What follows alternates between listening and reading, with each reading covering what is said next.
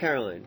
Okay, I would agree. So, um, We found points close to 5 and close to 2. So what's around 3.5? so we took points. We found that this point was 2 comma 5, and then we took like the point. What was it? Did we do from below or above? I forget. 2.1 and 5.4. Okay, so we did like 2.1 and 5.41, and we saw that the slope kept getting closer and closer to 4.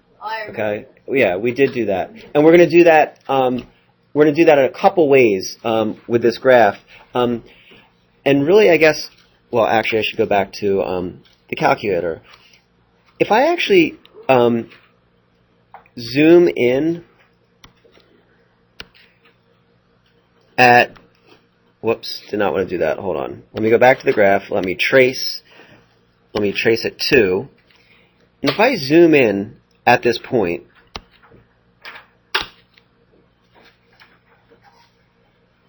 and if I trace and type in 2, and I zoom in, I think just one more time. What can you say about that function when we look really, really closely at 2? Say again? Yeah, it is. And this is a property of functions called local linearity, okay? And all well-behaved functions are locally linear. We're going to get to the point where we look at some functions that aren't locally linear, that as many times as you zoom in, you can't get it to look like a line. But this function actually looks pretty linear. And if you think about what we were doing yesterday, we were taking 2 points that were really close together. And if we take 2 points that are really close together, isn't that almost going to fit the function as a linear function?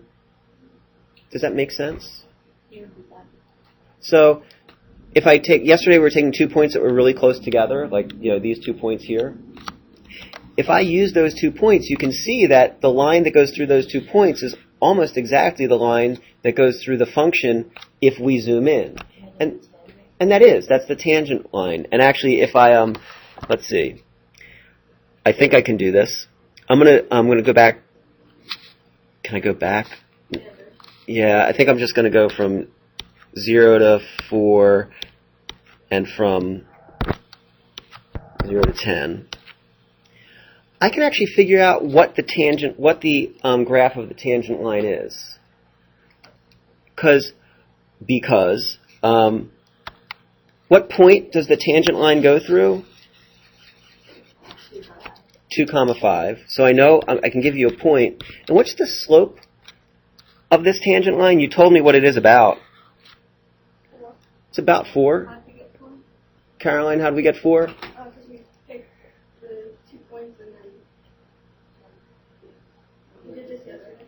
Right? So yesterday we picked 2 points that were close to one another, and we kept looking at the limit as we get closer and closer. We came up with the table. I'll show you some other ways of getting the slope to be 4, but right now the slope was 4. If I give you the slope and a point, can you give me the equation of the line? Yeah. All right, what do you want to, can we use point slope form? Yeah. 4 minus x minus 2. And if you wanted to, you could do 4x minus 2 plus 5. Or if you really wanted to, what's that? 4x minus 3.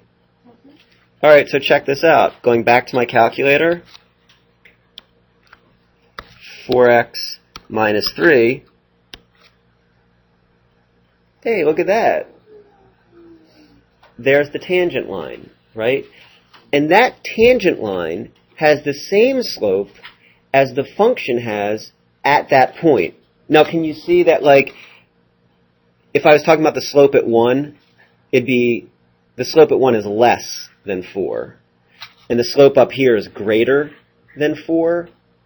But the slope right there is exactly the same as the tangent line. And if I do it again, if I could, whoops, sorry, hold on. Trace to, okay, and if I do the zoom in now, what's going to be true about the function and the tangent line? Yeah, I mean, not only do they overlap, it should get to the point where we can, like, really barely differentiate between, right? See? It does. It does. And it only touches at that one point. But in the neighborhood around that point, it's really close. Like so close that your calculator can't tell the difference, so close that it's trying to show you that you can't tell the difference. But they actually only intersect at that one point. Even if we zoomed in a lot, it would be on top of it, but it's not telling you that they intersect in all of those points. It's just saying the calculator is limited in its ability to show you that. All right? Yeah, definitely. As a matter of fact, that's actually a great idea. If we went to the table and I went to table set and I started at 2 and I went up by can we just do 0.01? So, right, here's the function, 5.0401. Here's the tangent line, 5.04. What do they differ by? 100,000th, right? I mean, they differ by a really small amount. You can see the further away we get, the more they differ, right? And I could actually do that to help as well. And you could do it the same with the table at do a step of 0.001. You're going to get your calculator to flip out, though, eventually, right? If you say, how about 0.0001, the calculator's just going to start rounding and say, you know what, they're the same thing. But that's because the calculator's not as smart as we are. All right. I have more to show you, but it seems like a good chance to ask some questions. It sounds like a dumb question, but why do we have to know where why are they the same at that point? So it's really helpful because it means that this tangent line and this function have the same slope. So it actually means we can talk about functions having a slope, which we were never really able to do before. We can only talk about linear functions having a slope. Now I can ask you, what's the slope of this parabola at x equals 2? It's just at x equals 2. Yep. Because before you find the slope, we would need 2 points. Right. And before, in pre-calc, you weren't really even finding the slope. You were finding, for a parabola, you were finding what we call the average rate of change, which was that line. And now I'm saying, you only need 1 point to find the slope. How bizarre is that? Now, Leah's complaining. See, it's great that we only need 1 point, but Leah's saying, but that means if you want to find the slope of the function, it's always changing. So you always have to do the problem over and over and over again. And we'll see if we can come up with some shortcuts there. You need 2 points to find that tangent line to get the slope? Okay. Yeah, So, initially. okay. Fine. Let's play the game a little bit. All right. You asked for it. So first of all, let me give you some notation. We call the slope of this function. We call this the slope at x equals 2. We call that the derivative. And derivative is a new vocabulary word that means what's the instantaneous rate of change, or what's the slope at that point. There are 2 ways of notating it. The easiest way is attributed to Newton. Newton would say, find f prime of 2. And that prime, that little apostrophe, means find the slope at x equals 2. So 2 is the input, and the output is not the function, but the slope. Okay? So far, so good? Leibniz, who also did calculus, would have said you could use this notation. Find me... That's bad. Sorry, I don't like where I'm writing it. Find me dy dx when x equals 2. Now, Leibniz notation, it's a lot more involved and complicated, and lazy mathematicians don't like it. But can you see why actually as a student, this is actually screaming exactly what we're doing? Do you understand how that notation is a little nicer? Someone tell me why it's nicer. Because y over x is slope. It's change in y, change in x. So it's not really, it's not a separate d and a y, it's a dy. So they come together. You can't separate them. But what it stands for is a differential in y. And a differential is Not like a delta, it's a teeny tiny change. Okay? So Leibniz says, what's a teeny tiny change in y over a teeny tiny change in x? And this is where, like Krista and Leah were saying, see, you needed 2 points if you want to find that teeny tiny change. Alright, you ready? Yeah. No, Caroline's like, no way. Alright, so, here's what I'm going to do. Instead of looking at, let's look at 2 comma f of 2, right? That's what that point is. Let's look at a point that's really close to 2 comma f of 2. Now, yesterday you told me it was 2.01, right? Yes? Today I'm going to say, let's call it 2 plus h. What's h? Very small number. Something small. What do you want it to be? 0.01? 0.001? Alright. What's the corresponding y value that goes with 2 plus h? F of 2 plus h. I'm going to use this, I'm going to find the slope between these 2 points. You ready? Caroline's still not ready. Okay. So, I want to do f of 2 plus h minus f of 2 all over 2 plus h minus 2. Does that look like the slope formula? Does that look like rate of change from yesterday, from last year, from the homework? Like, we've been doing this without telling you why for a little while now. We're telling you why now. Okay, this is the slope formula. This is called the derivative. This is also called the difference quotient. Difference because we're subtracting, quotient because we're dividing. I'm going to stick something out in front that we've never stuck out in front before.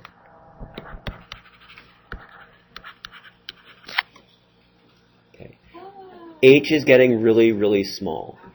It's not 0.1, it's not 0.01, it's not 0.001, it's a teeny tiny number, and now we know why we did work with limits. Okay, this is not for the algebraically faint of heart. I need to do this. I'll tell you what.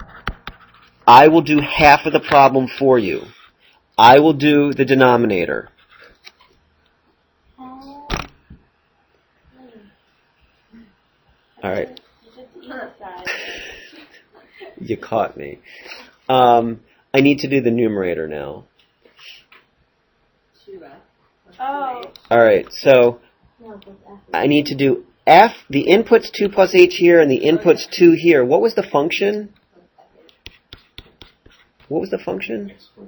X squared plus 1. So can someone step me through the numerator?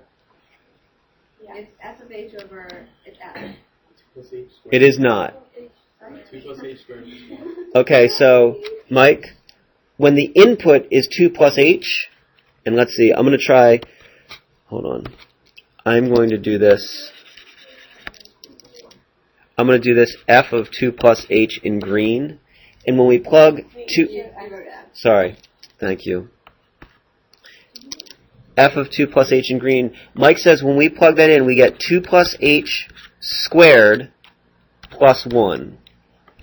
Do people see how when 2 plus h is the input, 2 plus h quantity squared plus 1 is the output by this rule? Do you want to ask a question on that? Is that okay? All right, Mike, call on someone to tell me what the output is when we plug 2 in. I'm going to go back to blue for 2. 5.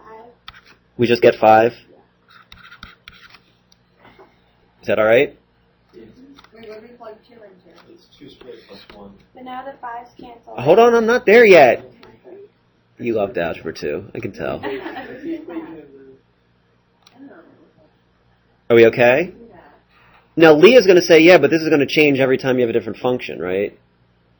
Right, every time you have a different rule, this is going to change.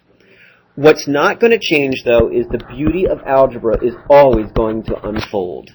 Watch the beauty of algebra unfold. It's amazing.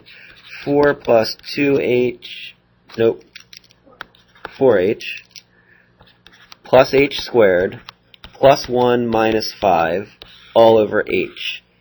You ready for part 1 of the beauty to unfold? 4 plus 1 minus 5, they go. Okay? And I'm going to factor out an h, and I'm going to be left with 4 plus h over h. The beauty of algebra will continue to unfold. limit as h goes to 0 of 4 plus h equals 4. So I just found out that the slope at 2 is 4. So I could say that the derivative at 2 equals 4. That's one way of saying the notation. Or I could say dy dx when x equals 2 is equal to 4. That's another way of saying it. But basically, we only took one point, 2 comma 5, and we fabricated another point, I like this. 2 plus h, f of 2 plus h. So 1 point, and we were able to find the slope of that function. We should do more practice, but this is a great time to ask questions because we just did the whole first semester in a day. We're going to do a lot more with this, but this is a huge, huge step. Go ahead. Well, just from the beginning, why can't we do the algebra out? Like, f times 2 plus h. It's not f times 2 plus h. It's function notation. 2 plus h is the input into this rule. So how do we get the second one? How do we get 2 plus h squared? Like, Because the rule... What do we plug in, though? What number? 2 plus h is the x. So then We- you do 2 plus h squared. Okay. Right? plus Okay. So if it were a smiley face, the output would be smiley face squared plus 1. I didn't see what Okay. I didn't see that first equation. So Okay. I said Something else? Anything else? Now, just out of curiosity, if we took a different point, instead of 2, f of 2, if we took 3, if we wanted to find the slope at 3, what would change? And this is going to be a whole lot easier for me on this than it is going to be on you, for you. What's going to change if I want 3 at the slope at, or if I want this, the derivative at 3? What changes and what stays the same in all my work? Give me some things that change. Shelley, was that a hand in the air or no? No, sorry. You're allowed to scratch. Scratching's good. Chris, what's going to change? If I want the slope at 3, all of a sudden, didn't want that to happen. No, I'm alright. All of my 2's become 3's. I again will do the denominator. I again will do the denominator. You're going to get h. Here we're going to get 3, and then when we plug 3 in, that's 10. Alright. Watch, yet again, I changed the point, but watch how the beauty of algebra is going to unfold. 9 plus 6h plus h squared plus 1 minus 10. Guess what happens? the numbers cross out. Doesn't make any sense. The numbers directly Alright. Now, I have a question. Does anyone see a pattern yet or no? I do. It's twice, yeah. The slope is twice the number. Wow. I wonder if that's always true. With a parabola. Any parabola or this parabola? I don't know. I bet you do know. Okay. Can I try doing this problem again? I'm going to do this. Instead of picking the point 2, I'm going to pick the point x, f of x. And what's a point that's really close to x? X plus h. Whoops. F of x plus h. Alright, this is not for the algebraically faint at heart. Okay, you ready? We get f of x plus h minus f of x all over x plus h minus x. This is called the definition of the derivative. It's also called the difference of the differential quotient. Sorry. It's called the difference quotient. It's also called the instantaneous rate of change. But when I say use the definition of the derivative to find the slope, it doesn't mean picking numbers. It doesn't mean like zooming in. It means using the definition either like we did here or like we did here when we picked a number. All right. Once again, I will do the denominator. All right, Krista, what happens when I plug x plus h into the function for the input? What do I get out? You're going to get x plus h times x plus h. All right, I'm going to call it x plus h squared. Okay. Plus 1. Good. You see how that works? Good. No, I know. I didn't. I was checking in with you. Good. And when I plug x in, I'm going to get x squared plus 1. Is that okay? Yeah. All right. Are you ready to watch the beauty of algebra unfold? Maybe. X squared plus 2xh plus h squared plus 1 minus x squared minus 1. The ones cancel. X squareds cancel. Take out an h. Take out an h. 2x plus h. Over h, the h is cancelled. H's go. 2x plus h equals 0, or whatever we're saying. Oh, sorry. The limit as h goes to 0 is just equal to 2x plus h. when h goes to 0? 2x. 2x. Didn't you just tell me that the rule was it was always going to be double the amount? Whatever the x is, it should be double? You did that. I think, yeah, I did maybe. But, so this is the difference between finding a rule for the function, right? So we actually can say that the derivative for any x is equal to 2x. Now that's only true for that function. Now you're generalizing a little bit. For this parabola, all right? And the question is, well, actually the question, no, I'm not ready for that question yet. Negative of the x squared. Yeah. So the limit of not every parabola is twice the slope of the not every. No, the vocabulary there was completely out of order. For the function x squared plus 1, which happens to be a parabola, the slope at any point is twice the x value. So if I asked you for x squared plus 1, no. On this parabola, if I asked you what's the slope on this parabola when x is 10, you would tell me? 20. Yeah. How about when x is equal to pi? 2 Oh, very good. None of this won't play into role No. in any other parabola. Well, I have a question. What would change if the function was x squared plus 2? How would that compare to the function that we were looking at? Whoops. What's the difference? No, I'm just asking what the... Never mind. I'm not ready for this question. Okay, so... Maybe. That's what I was thinking. All right, so I want to recap a little bit. First, you can use tables or values that are close together.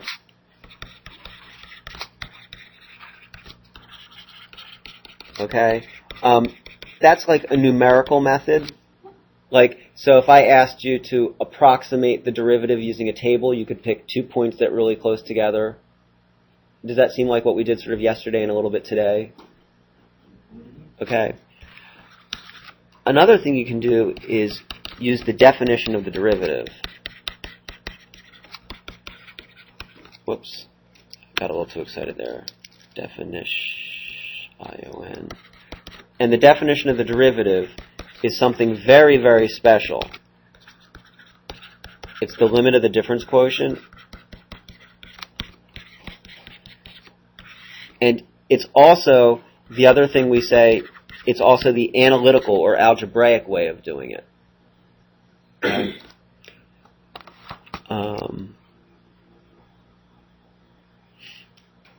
We didn't really do too much with the calculator today. I think I'm going to shy away from the calculator for at least a couple days, and then I'll show you, actually, there are a few more methods that your calculator can do, which is sort of nice.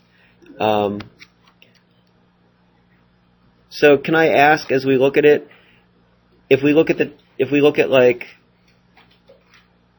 I'm not asking for the answer, but if we looked at 5 for this table,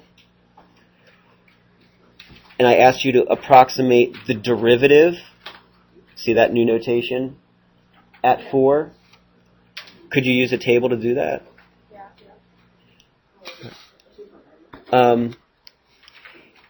If you use these 2 points, we say that it's a right-hand approximation because it's 4 and a little bit above 4. If we were to change our minds and use these 2 points, it would be a left-hand approximation. That, if you, I love, gosh, this is great. If you used, come on, this point and this point, this is called a symmetric difference quotient. You're using both sides to do it, and it should be true that the right-hand side should either be a little bit high or a little bit low. The left-hand side should be the opposite, a little bit low or a little bit high, I guess depending. And then the symmetric difference would actually be somewhere in the middle. It might not be exact, but it might be a better average. Yeah. Or, go ahead, Christina. Didn't you use like 2 of the points and put them in, what's the format when you do like y1 minus? Yeah. And you do that, and then you plug in the like 4 plus h and like find the exact, like what we were just doing? No. Because once I give you don't have a function. You don't know what the rule is. But that's what you'd be getting is the function, wouldn't you? No, you're just be getting a line that's sort of like the function, and once you're doing that, you're just coming up with the slope anyhow. All right. Yeah, go ahead. I think. What did you call it when you used the first and the last slide? It's like a symmetric difference quotient. It's like a symmetric way of trying to find the slope. A little bit to the left, a little bit to the right. All right. Excellent work. I could not be more impressed with the questions you're asking and the answers you're coming up with. Have a wonderful Wednesday. I'll see you tomorrow. Will I see you tomorrow? Yeah, I'll see you tomorrow. I won't see Krista tomorrow.